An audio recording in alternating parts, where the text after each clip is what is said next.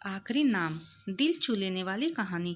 हर दिन बढ़ते जा रहे तलाक के केसेस को ध्यान में रखते हुए कोर्ट के आदेश अनुसार एक काउंसलर ने 20 कपल्स को एक सामूहिक मीटिंग में बुलाया। यह काउंसलर कुछ उन चंद समझदार और सक्सेसफुल काउंसलर्स में एक थी जिन्होंने कई जोड़ों को यह समझने में मदद की थी कि वह कितनी बड़ी गलती करने जा रहे हैं और कई शादियों को टूटने से रोक लिया था।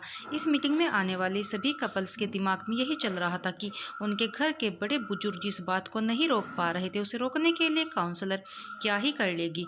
मीटिंग की शुरुआत होते ही काउंसलर ने कहा, मैं आपको वही सारी बातें रिपीट नहीं करूंगी जो आपने अपने दोस्तों, रिश्तेदारों या अपने शुभ चिंतकों से सुन रखी होंगी। मैं आपको एक गेम खिलाऊंगी।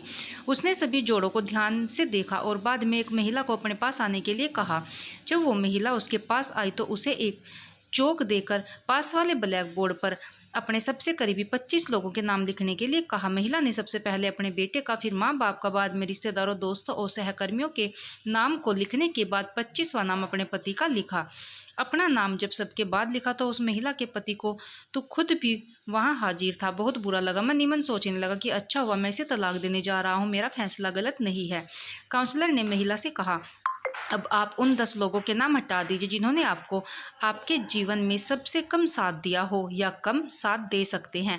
महिला ने कुछ सेकंड सोचने के बाद अपने सहकर्मी और कुछ दोस्तों के नाम हटा दिए। इस गेम को न केवल वो महिला खेल रही थी बल्कि इस मीटिंग में आए हर पति पत्नी भी मन ही से खेल रहे थे क्योंकि वह भी उसी परिस्थिति में थी जिस परिस्थिति में वह महिला थी। काउंसलर ने फिर से एक बार उस महिला को 10 और नाम मिटाने के लिए कहा। इस बार महिला काफ़ी सोच में पड़ गई। 3-4 मिनट सोचने के बाद उसने अपने बाकी बचे दोस्त और रिश्तेदारों के नाम हटा दिए।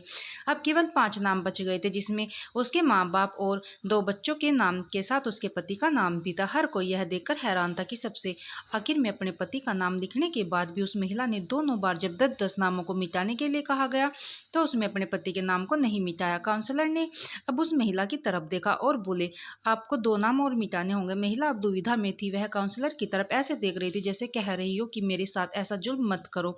काफ़ी समय लेने के बाद जब महिला ने 2 नाम मिटाए तो उसकी आंखों में आंसू थे क्योंकि वो नाम उसके माता पिता के थे। मीटिंग में आए सभी लोग इस घटना को बड़े ध्यान से देख रहे थे।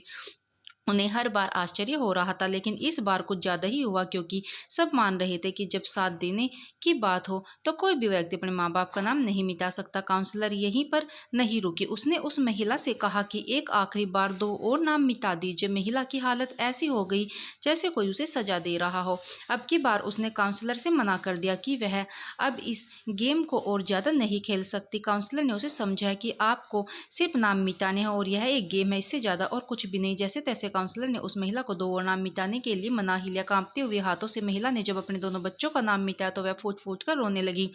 उस महिला के पति के साथ साथ वहां आए सभी लोग दंग रह गए। वहां आए सभी लोगों का यही सोचना कि चाहे कुछ भी हो जाए महिला बच्चों का नाम नहीं मिटा सकती। काउंसलर ने उस महिला को अपनी जगह पर जाकर बैठने के लिए कहा। काउंसलर ने वहां आए सभी जोड़ों की तरफ ध्यान से देखा जो उतने ही दुखी थे जितनी की ये महिला थी। काउंसलर ने उन सभी से पूछा कि महिला ने ऐसा क्यों किया। कोई भी उस सवाल का जवाब नहीं दे पा रहा था। अंत में काउंसलर ने उसी महिला को खड़े होने के लिए कहा और उसी से ऐसा करने का कारण पूछा। महिला बोली, चाहे अभी मेरे और मेरे पति के बीच में कुछ प्रॉब्लम चल रही है लेकिन जब साथ देने की बारी आती है तब वह हमेशा मेरे साथ खड़े रहते हैं। मेरे माँ बाप बूढ़े हो चुके हैं और वह कितने दिन मेरे साथ रहेंगे मैं नहीं जानती। मेरे बच्चे बड़े होने के बाद हमेशा मेरे साथ रहेंगे इसकी भी कोई गारंटी नहीं है। लेकिन हमारे बीच इतना कुछ होने के बाद भी मेरे पति ने मुझसे कहा था कि वह अलग होने के बाद भी जब भी जरूरत होगी तब से मेरा साथ देंगे। महिला बोली, हम पता नहीं क्यों तलाक तक पहुंच गए। आज उस गेम को खेलते हुए मुझे रियलाइज हुआ कि हम दोनों के बीच ऐसी कोई बड़ी समस्या हुई नहीं थी।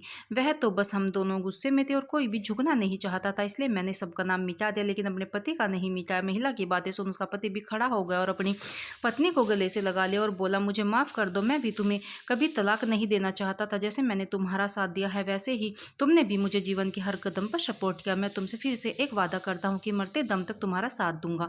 काउंसलर ने अपना काम कर दिया था। उसने वहां पर आए हर एक जोड़े को सोचने के लिए मजबूर कर दिया था कि जो वह करने जा रही हैं कहीं वह अपने झूठे अहंकार और गुस्से की वजह से तो नहीं है, कहीं वह अपने साथी के साथ कोई अन्याय तो नहीं कर रहे हैं। दोस्तों, आपको यह आज की कहानी कैसी लगी प्लीज़ हमें ज़रूर बताइएगा और हमारे चैनल को सब्सक्राइब करके हमें सपोर्ट जरूर कीजिएगा। धन्यवाद।